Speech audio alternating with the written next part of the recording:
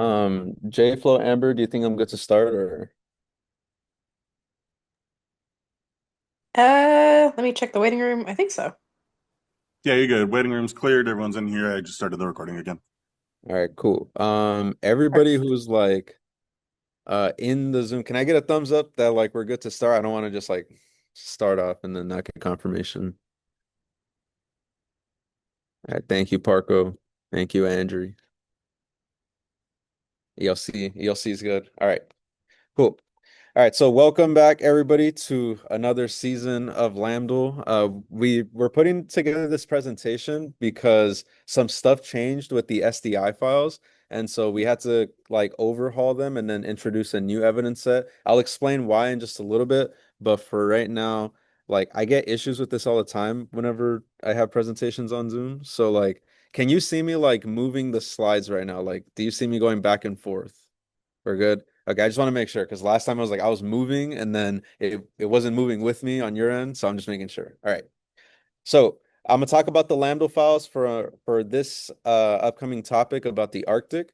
The way that I'm gonna do this is I'm gonna give a general summary of each one. I believe Amber shared the link to the Google Drive that has the entire new evidence set. So if you want to like look through it while I'm presenting it, or like after I finish the presentation, you have time for we have time for questions. You can ask questions about them. But the Google Drive is there with the link to all of the new files. I'm just going to be giving summaries of them just so you know what to expect for the upcoming year.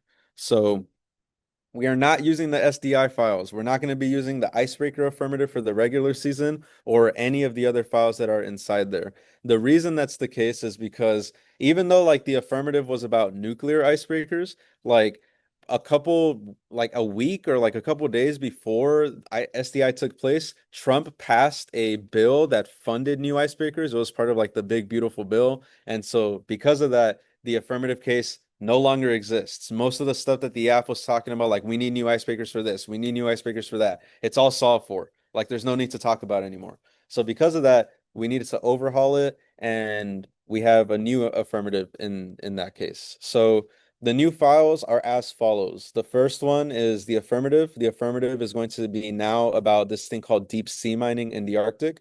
The disadvantage is going to be a China soft power disadvantage. The counterplan is going to be an UNCLOS counterplan that stands for United Nations Convention Law of the Sea. T, the topicality argument is going to be about what development means. And then the critique is going to be about imperial IR. Okay. All right. So to start off with the affirmative, the affirmative is all about deep sea mining. The summary for this affirmative is that the Arctic right now is a really rich source for this thing called rare earth minerals or rare earth elements. Rare earth minerals, there's about 26 different types, and those different types, the reason they're rare is for two reasons. The first one is that they're just like rare in general. There's not an infinite number of them on Earth, and they're not common to find. Like they're rare, you know. The second thing is that the reason like why we really want them is because these minerals have like unique scientific characteristics that make them really good for green technology. What I mean by green technology is like technology that helps us make environment friendly things. So for example, zinc, I believe, is one of those rare earth minerals, and that type of mineral is used in electric car batteries. So the more we can get more of that mineral, the more we can make a better climate friendly technology. So the affirmative is going to argue that the Arctic is a really rich resource for these things. However, in order to get to those things, we got to mine the deep sea. So what I mean by deep sea is we need to have like these platforms. They look like vehicles that are attached to a pipe on a ship. And so when you attach the vehicle, it goes all the way deep down in the ocean floor and mines the bottom of the ocean floor for these minerals. The minerals are necessary for green tech, which I just said. And then the second advantage for the affirmative is we need energy leadership. So because these minerals are really rare and like every country wants them, there are a couple of countries that are competing for those things. So China is one of those countries, Russia is one of those countries, the US is one of those countries. This affirmative is specifically focusing on competition between the US and China. So like the US really wants these resources, China really wants these resources. The entire goal of the app is we need it for climate friendly solutions, but we also need to beat China in this like energy race. So some key terms, deep sea mining, so mining operations in the deep sea. Our REMs and REEs stands for rare earth minerals or rare earth elements. The terms are used interchangeably throughout the app. The only thing to really know is that like there's a distinction between the terms, but it doesn't matter for the debate. So like rare earth minerals are like a really big subset or a really big type of mineral. REEs are like a smaller version of REMs. There's like only a specific types of elements that count as minerals, but that distinction like does not matter for the debate you're gonna have. So you can just think of them being used interchangeably. Um, oh, Oh, green technology. Technology that supports environment-friendly solutions. So think of renewable energy, think of electric car batteries, windmills, like anything that is not like powered by fossil fuels or like oil or natural gases. And then energy leadership, it just means that like between the US and China, both of them want to compete for these minerals because they want to be seen as like the leaders for energy technology. What I mean by that is the US wants to be seen by the world as like we are the ones that are really good for climate like leadership. We are the ones to pave the way forward, like going into the next couple decades as climate change becomes a bigger problem for the entire world. The US wants to be seen as the leader because they want their position in the entire globe to stay the same. That the US is number one and we have all this influence over other countries. That is the way the US wants it, and they use energy technology as a way to achieve that leadership. However, China is also trying to achieve that same type of leadership through the same means. And so there's a race going on here over who can have the more climate friendly technology. All right, so that is the affirmative. The negative gets access to a couple of different arguments. So, like I said, the affirmative has two advantages, climate change and US leadership. Against those two arguments, the negative can have like a multitude of different things to say.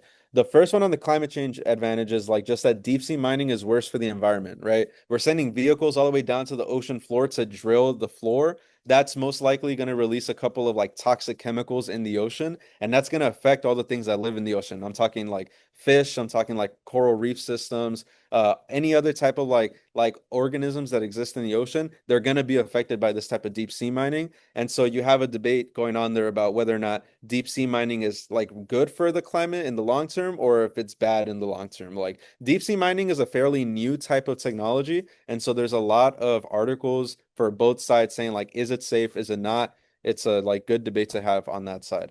The other one is just like a couple of arguments that say deep sea mining will fail. Like the technology behind it is very unproven. It's still very new. And so because of that, like we're taking kind of like a gamble on whether or not this technology would be good.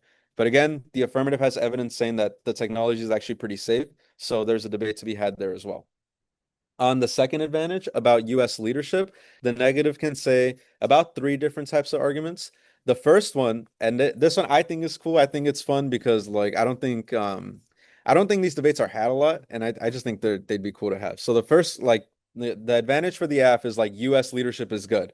The negative can just be like, actually, you're wrong. China's better. So then China should take the lead on climate change solutions, and they should be the ones leading the way. Like, forget this stuff about US being like the number one country in the world or stuff like that. Let China take over, is what the negative is going to say. So China is better for climate change solutions. The negative has good evidence to support this. The AF also has good evidence to say that this is not the case, right?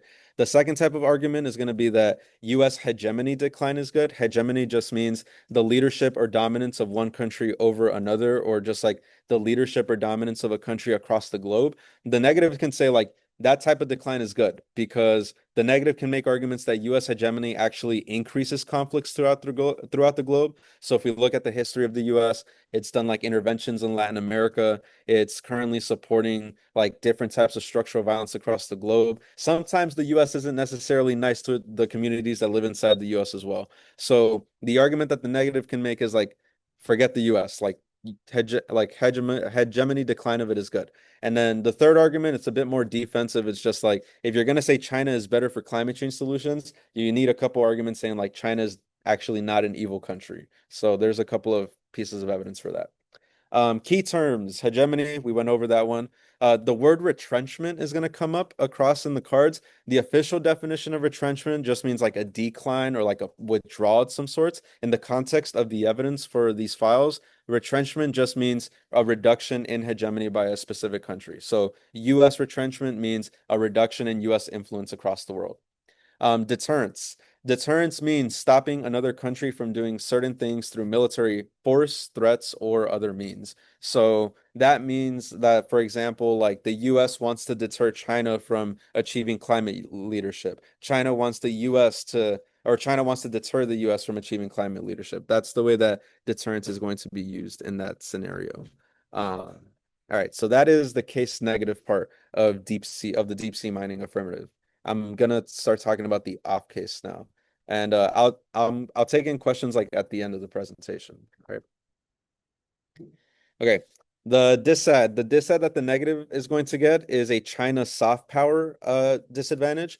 What this means, so this disadvantage says that right now the US is currently seen by the world as bad for climate change policy. So we can think of it like examples right now that the US has done to make themselves seem as like a loser for climate change policy. Like Trump has withdrawn from the Paris Climate Accords. He approves of like his whole presidential campaign was like drill baby drill was one of the famous slogans, right? Right now, the international standing for the US as it comes to climate policy, really bad, like really, really bad. And so there's a gap in terms of climate leadership in the world. That gap is something that China is trying to fill. So right now, the US is seen as really bad for climate change policy. China's trying to step in and be like, actually, we can be like the leader for that. So China's trying to fill in that role to boost its international standing as a reputable country.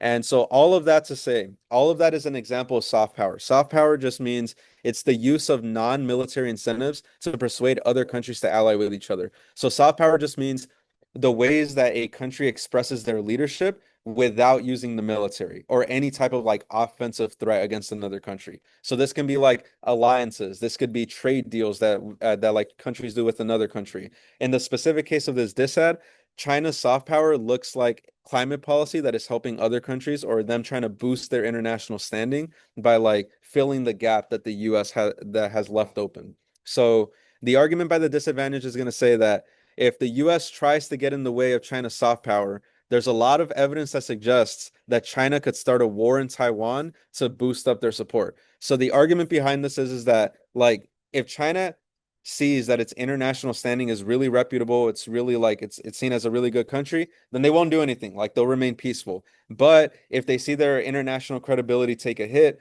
China is going to try to figure out some sort of distraction or try to drum up support, like war support, so that they're seen as like a good nation, right? So the way that this would be seen is like they see their international credibility getting hurt. So in an event of that, they're gonna start blaming things on Taiwan. They'll invade Taiwan, and then a war will start. That is what the evidence says. You'll do your little like nuclear war scenarios through that.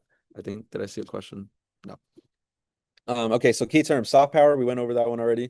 Hard power. Hard power is the use of economic and military force to coerce other countries. So there's going to be evidence that you have that studies suggest that whenever there's a decline in soft power, there's a rise in the use of hard power by a nation. So if they don't have good international standing, they're just gonna be like, all right, what's left to lose? We'll just use the military force instead, is what would happen.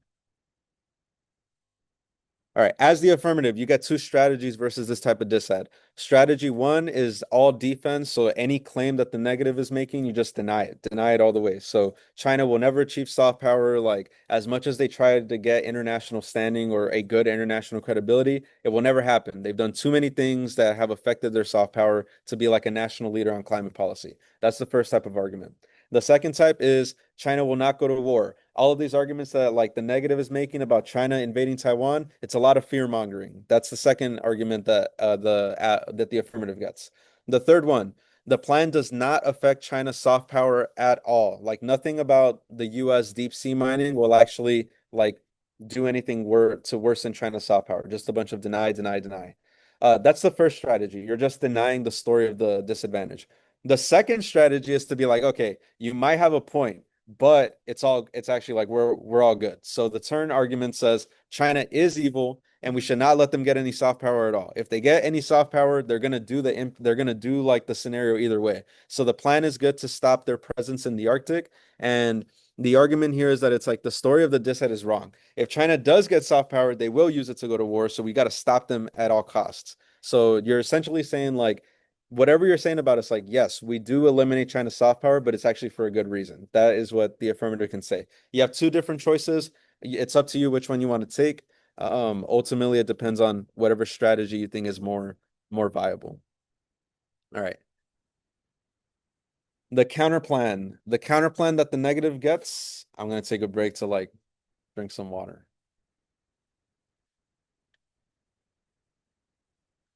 And make sure there's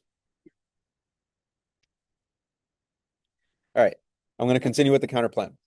All right, the counter plan that the negative gets for this season is that the United States federal government should sign UNCLOS and get a mining permit. UNCLOS stands for the United Nations Convention Law of the Sea.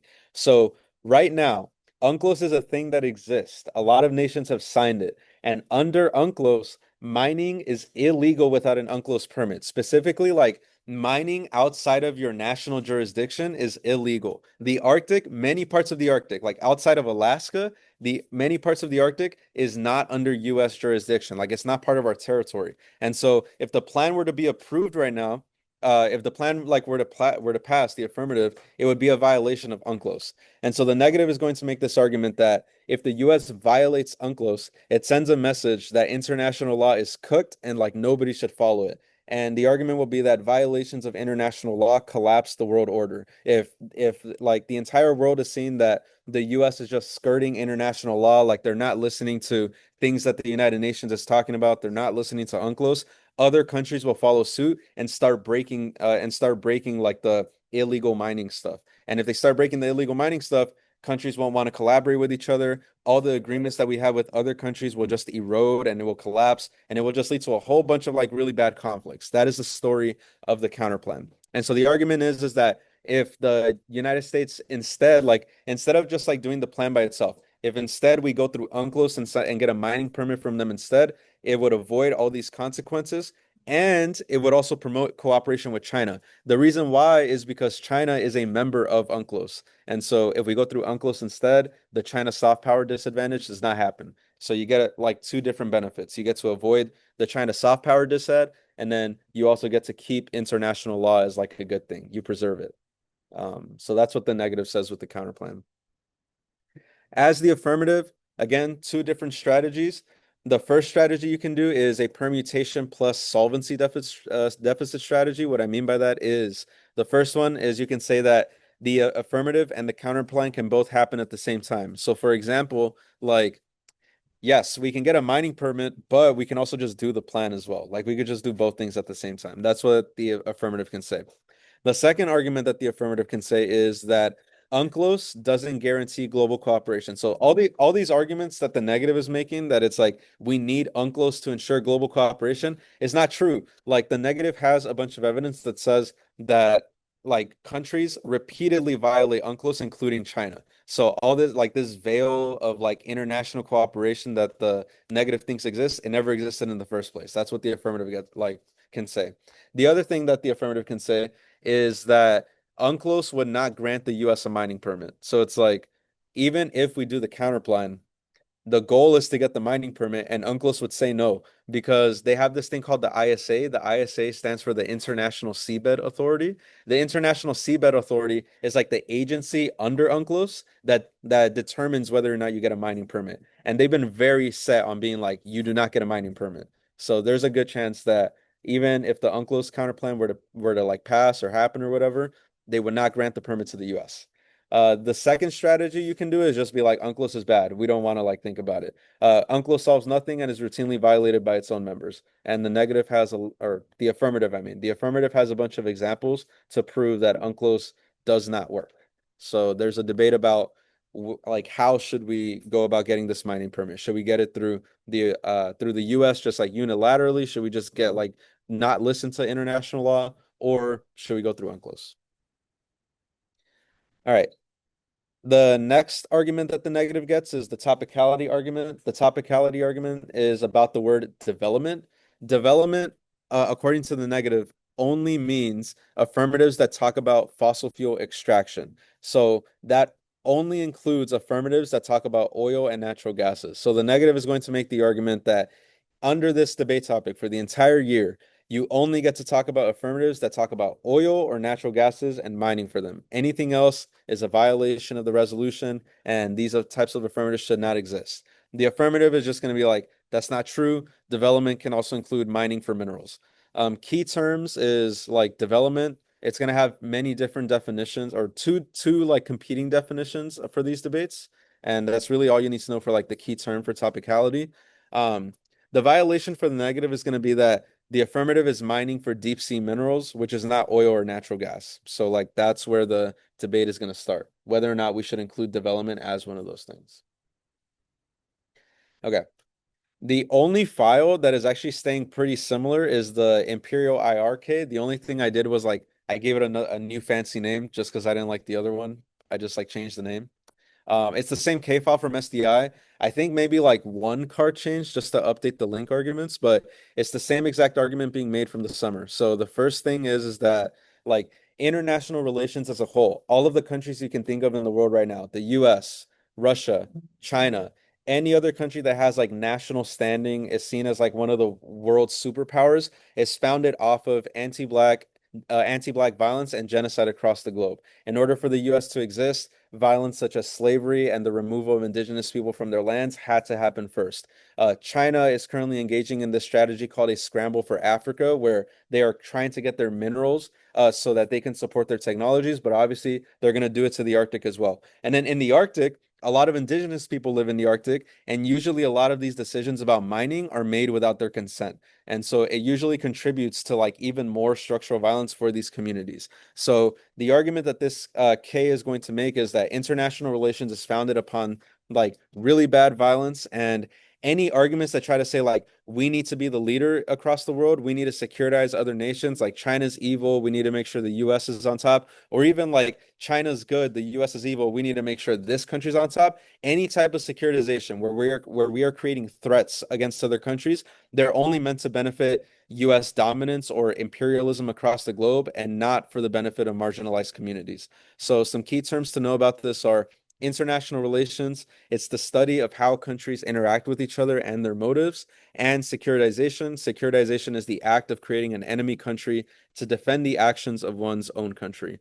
So the critique is arguing the same thing, just that any attempt by the F, so like the affirmative has an entire advantage dedicated to making sure the US is at the top in terms of international standing, making sure that the US is the world leader. So a lot of the links, a lot of the criticisms that this argument is going to make is that like you're not actually doing this to like benefit climate change policies. You're doing this to make sure the US stays on top, and that still furthers violence across the globe. Like it still furthers imperial violence across the globe. So that's the argument that the K is going to make. Um, as the app, you get two different strategies. Again, it's the same as the files from SDI for the summer for the critique. So the first strategy is perm plus defense. You can be like, the US can be a better country. It is not fixed, and it is not fixed to always be terrible. Like the argument is wrong. The second one is that we can use the government to get victories for marginalized communities. You can make the argument like no link. We did not do all of the bad things you just said that the K is about. And then the alternative that the K proposes is a bad method to resolve the problems that the K talks about. And then strategy two is the hegemony turn. This one is the one where you're just like, you know what? All the stuff you said about like we only want US dominance, it's true, but it's actually a good thing. US hegemony is better for the world. China is evil and we should stop them. And the alternative is a bad idea and should be rejected. Again, it's a very basic description of the arguments, but like the cards inside the files get into more specifics about what the arguments are like actually saying. Um, I think that's it for the files. Yeah. All right. So before I open it up to questions, the thing to watch out for is that like the files as they are going to be how they are for the JV division. What that means is that modified files for rookie and novice are coming soon. As of right now, like the files are big enough to support JV debates, but they're a little too big to support like a rookie and novice debate. Like it's a bit too much for those divisions. So what I'm gonna do instead is I'm gonna like make the files just a little bit smaller. So like for rookie, you're only going to talk about case. So if you have any new members on your team, everything I just talked about, you're only talking about the deep sea mining app, and that is it. No topicality, no disad, no counterplan, no K, stuff like that. If you're in the novice division, you're only talking about case, disad, and the counterplan. So no imperial IRK, no development topicality argument. You're only focusing on three files instead.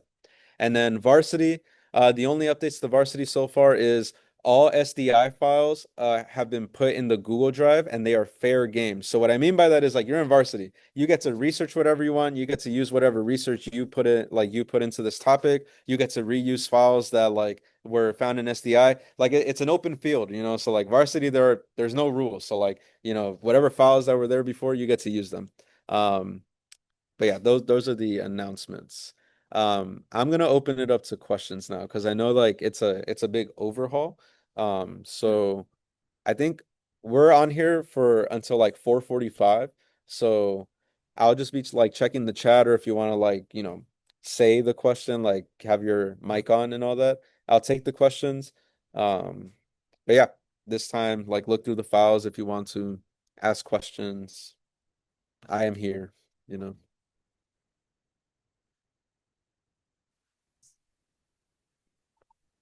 I'm gonna pause the recording Yeah. for the Q&A part. All right, yeah, you're good. Cool. JFlo, can you make sure like look, I'm flipping through the slides again. Can you see that I'm Yep, flipping through the slides? Yeah? yep. Okay. Cool. All right. Welcome everybody back to the new LAMDL season. We're talking about the Arctic. So we're having this presentation because the files are changing. The reason the files are changing, I'll explain like in a bit, like with this next slide. But for right now, I just want to make sure everybody's good. Can I just get like thumbs up that we're good to start? Because like the cameras are off, so I need to make sure we're good. Let me see. Thank you, Christian. Thank you, Cyrene. Sam. All right, cool. All right, so Lambda files for like just rookie, novice, JV, they're changing. We are not using the SDI files. We will not be using the Icebreaker app for the regular season or any of the other files. Reason why is because like a little bit prior to SDI, a couple like days before, Trump actually passed a bill. Like it was like inside that big beautiful bill thing that people were talking about over the summer. He passed a bill that funds new icebreakers, and it would be very easy for the negative to win debates. Like the affirmative was about nuclear icebreakers, and even though the bill does not talk about nuclear icebreakers, it funded like the construction of so many that at some point the negative would just start winning debates on just like, oh, the the app kind of like basically passed already, so there's no need for it. So because of that, we're changing the files. We're doing an overhaul. It's going to be a new affirmative and then some new negative files to accompany that as well. So to get started, the overview for this is their affirmative is the new one is going to be deep sea mining. The disad is going to be a China soft power disad. The counterplan is going to be an UNCLOS counterplan. T is going to be about development, the word development, and then the critique is going to be about imperial IR. So let's start off with the affirmative. The affirmative is a deep sea mining affirmative. The summary of this is that the Arctic is a rich source for these things called rare earth minerals slash rare earth elements. There's a small distinction between the two, but for the like purpose of your debates, it does not matter. You can use them interchangeably for the affirmative. The distinction between the two doesn't matter. What rare earth elements are, or what rare earth minerals are, is that for the first part, they are rare. It means they're not easy to find. There's a very finite amount of them available on Earth. Like at some point, like there's just not much of them available. And because of that, every single like major superpower, I'm talking like US, China, Russia, wants a piece of these rare earth minerals. The reason why is because they have scientific properties and they possess key characteristics that are really necessary for modern technology. So like some examples include the batteries inside electric car vehicles require certain types of rare earth minerals. And because of that, the faster a country can get their hands on that, the more they have like the control over like which companies are the ones that have access to these rare earth minerals. That means like a company like Tesla can innovate as opposed to a company that is not tied to the US. So the US wants these REMs or REEs, but the issue is that they don't have many like they don't have a lot of areas to mine it from, and right now a lot of data points to the Arctic being a really rich source for it. Because of that, the only way we can get it right now is we need to mine the deep sea for most of it. So a lot of these minerals are on the ocean floor, and what the US needs to do is they have these vehicles that are tied to a tube on a ship. The vehicle goes all the way down to the ocean floor and they like dredge, they mine, they drill the ocean floor. And then there's this whole process that you can look up. It sends like the minerals back up and it sends all the waste back down. these minerals are necessary for green tech, as I said before. But the other reason is that the US wants to like make sure that no other country has as many minerals as they do. So it has two advantages. One, we need it for climate change technology, like technology that's going to help us adapt to climate change as it gets worse and worse throughout the coming decades. And then the second advantage is about leadership. The US wants energy leadership. They want to lead the way in energy technology to make sure that China does not get that type of leadership. The argument that the affirmative is going to make is that if China gets more leadership, US hegemony, so like their influence across the world goes down, and it emboldens China to be more aggressive across the world and incite more conflicts. So it's like first advantage, it's a climate change impact. Second advantage, it's more of a like US hegemony must be maintained, if not nuclear war. Like that's your traditional impact right there. I see some comments. ROVs, feel free to ROVs, remote operated vehicles. Yeah, that could be. I think that's a separate type of technology. But it could be one of the ways we get deep sea minerals or deep sea, yeah, deep sea mineral, deep sea mining. Okay, on the negative, the negative gets access to a couple case arguments versus each advantage. So against advantage one, which is all about just like we need these rare earth minerals for climate change, like technology purposes. The first argument you can do is that deep sea mining is worse for the environment, so it's a climate turn, right? The AF is going to say that this is one of the only ways we can like stop climate change or successfully adapt to the challenges of climate change. The negative is going to say that when you drill the ocean and when you like drill the ocean, disrupt the environment, release all these toxic chemicals to the surrounding organisms, such as the fish, or the coral reefs, or just like any other types of environment inside the ocean, it's probably worse for the environment and therefore worse for climate change. So that's the first argument that the negative gets against advantage one. The second type is more defensive. It's just like deep sea mining historically fails. We don't have the technology to support deep sea mining on a grander scale. And then any single time that it has happened, that usually breaks down like the technology. So those are the two arguments that the negative can get for advantage one. The second one, for the second advantage about US leadership, this one is the negative can say like all the stuff about like US hegemony declining in terms of climate leadership, all that stuff is good. The negative just can go for a turn saying China is better for climate change solutions. They should be the ones leading the way forward in terms of that. And US hegemony decline is good. So the negative will have evidence saying that US hegemony decline results in like less conflicts across the world. It makes sure that the US can't intervene in other countries, like things like that. The third argument that the negative can make is that China is not evil. In order for you to make the argument that China is a better world leader for climate change, you need a couple cards making sure that like people understand that China's rise as a superpower is not hostile, it's not aggressive, it's actually pretty peaceful, according to the negative. So some key terms to cover here. The first one is hegemony. It's just the leadership or dominance of one country over another or several countries. Retrenchment, you're going to see that word pop up a little bit. Retrenchment and just like just the word itself just means a reduction or a withdrawal of something. In the context of the cards, retrenchment means a reduction in hegemony. So you're going to see some cards tagged as US retrenchment is good or US retrenchment causes this. That just means a reduction in US influence, a reduction in US hegemony. And then deterrence, stopping a country from doing certain things through military force, threats, or other means. So what that means is US leadership is needed to deter China. US leadership is needed to stop China. Or the negative is going to say that China is better for climate change solutions. And so that type of deterrence is better. Like China should deter the US from becoming a climate change like world leader or climate policy leader. So that's what the negative gets access to on the case side of things. Um, Oh, and just so you know, I will take questions at the end. Right now, I'm just doing a general summary of all the positions.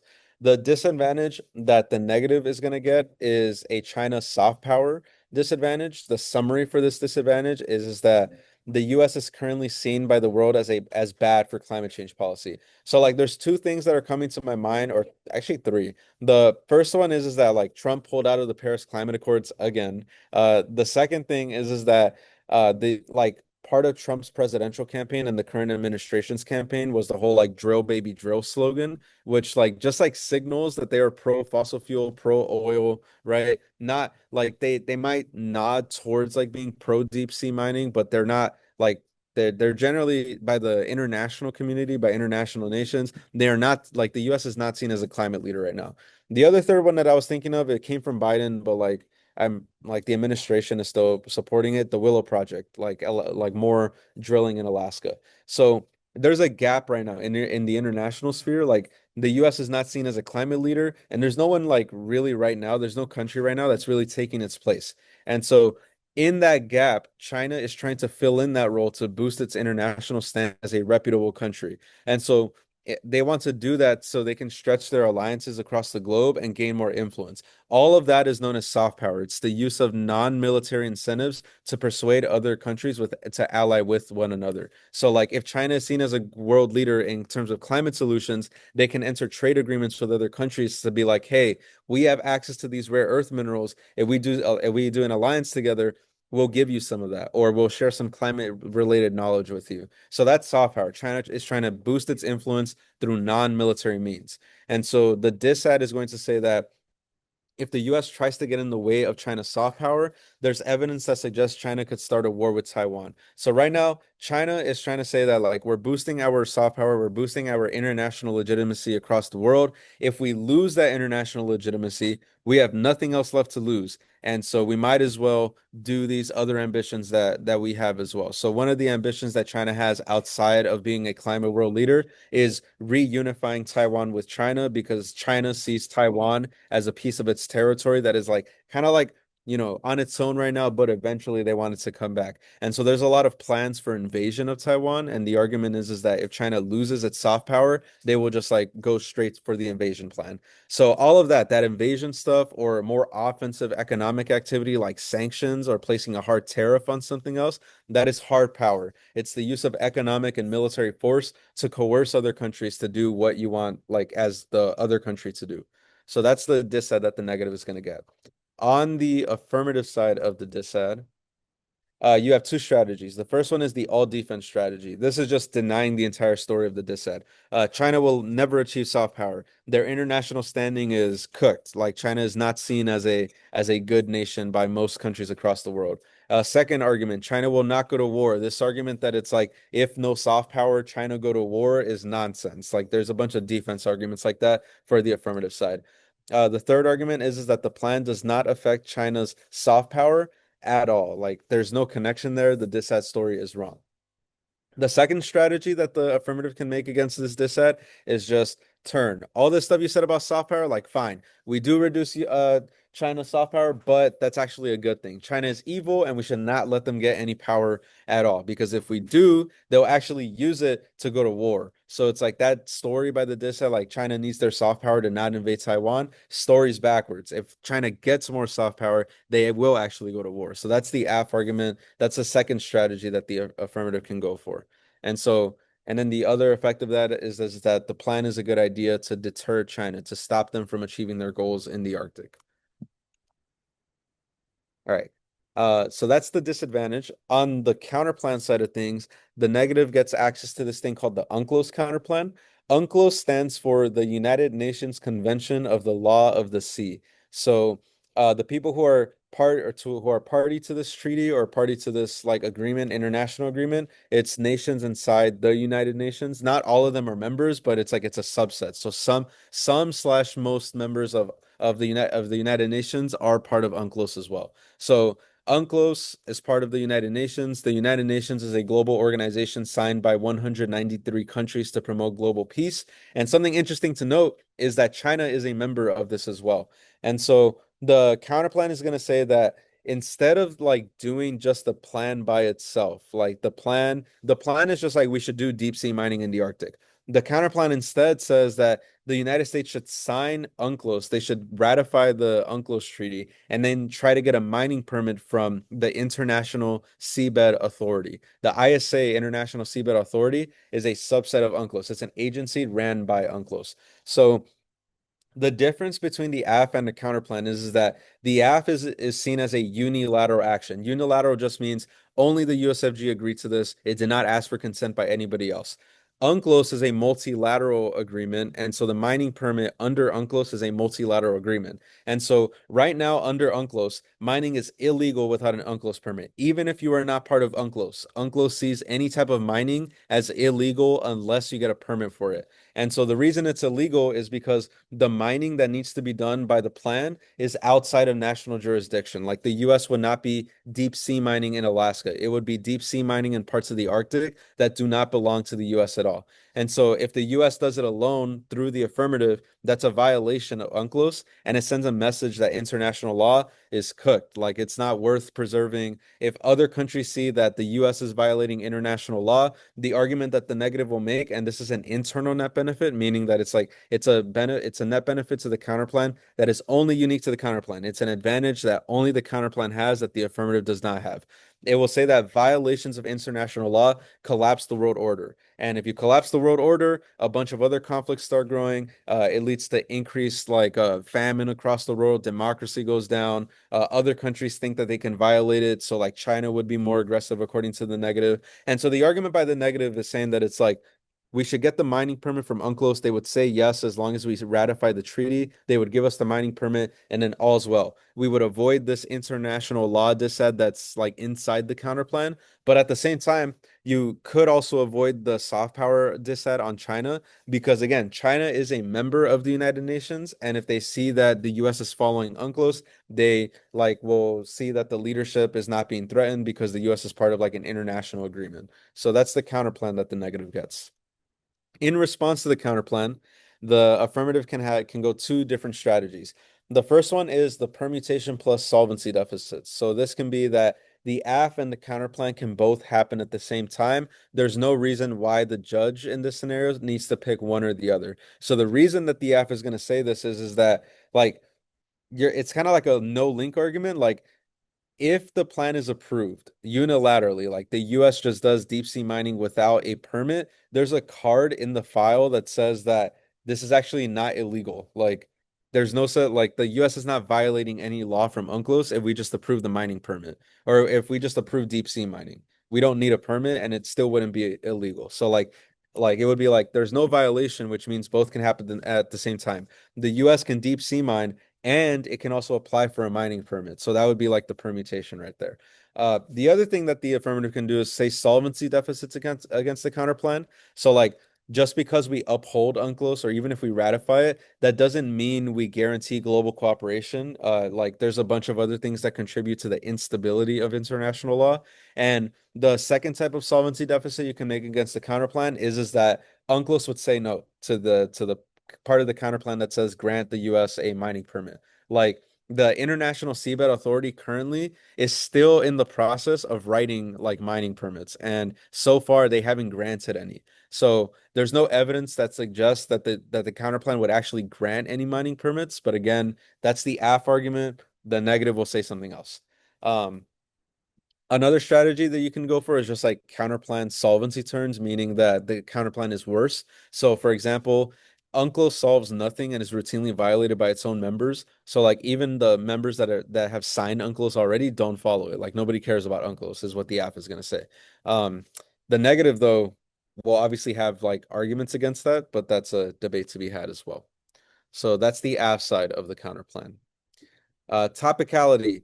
Topicality, the word that you are going to debate about for topicality is over the word development. So for the negative, they're going to say that development only means affirmatives that talk about fossil fuel extraction. So that means any affirmative is topical only if they talk about oil and natural gases and ways to extract that from the Arctic. Anything else is not fair game. The app violates the rules. They should lose. These types of apps should not be debated about. It's not about the topic. That whole spiel. As the affirmative, you're going to provide counter definitions that say the negative is wrong. Development also includes minerals and mining, specifically like critical minerals, and critical minerals are rare earth minerals. So the key term is going to be like over what the word development means. And then the violation for the negative is going to be that the affirmative is mining for deep sea minerals, which is not oil or natural gas at all. They are all like completely separate things. All right. The only file that is basically staying like the exact same, the only thing that's changed is like I maybe swapped out like a link card just to make sure that it's more specific to the mining affirmative. Other than that, the K is the exact same. I just changed the name because I realized that I like Imperial IR as a name a lot better than racial security. So it's the same K file from the Summer Debate Institute. The argument is that international relations is founded off of anti-blackness and genocide across the globe. So like the US would not be what it is today without slavery, without the removal of indigenous people from from the lands they inhabited, right? The same goes for like nations like Russia and China. All those things. International relations. Every superpower we can think of is either founded off of anti-blackness and genocide or is continuing it currently, or both. Like they meet both of those conditions. Um, so that's the first part. That's like the theory of power from the critique. The argument for the link debate is going to be that any arguments that try to securitize against other nations are only meant to benefit US dominance and not marginalized communities. Like it does so at the expense of it. So, for example, there's going to be some arguments that say that it's like, oh, hold on.